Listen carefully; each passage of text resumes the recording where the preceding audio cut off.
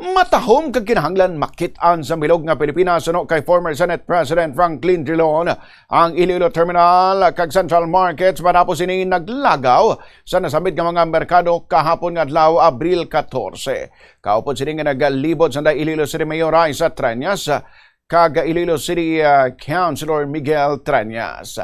Suno kay Drilon, ini ang pinakamatahom kag pinakalimpyo nga merkado nga iya na bisita sa bilog nga pungsod. Ginpakigbahin man sa anay senador nga madugay na niya ini nga luyag nga kadtuan kag wala sa napaslawan sa iya pagpadulong diri kahapon.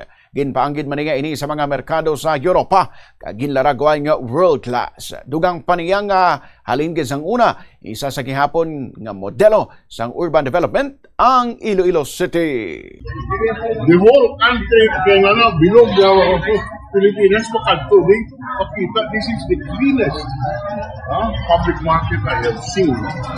And Iloilo has always in the recent past we have become the model of urban development. And this market today confirms that.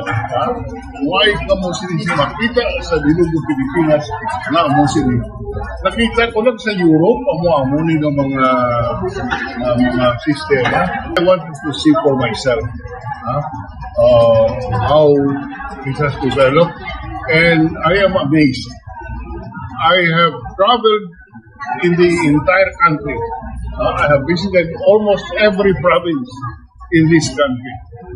Drilon ako nakakita sa kamusining itsura sa public market. Nabalian si former Senate President Drilon.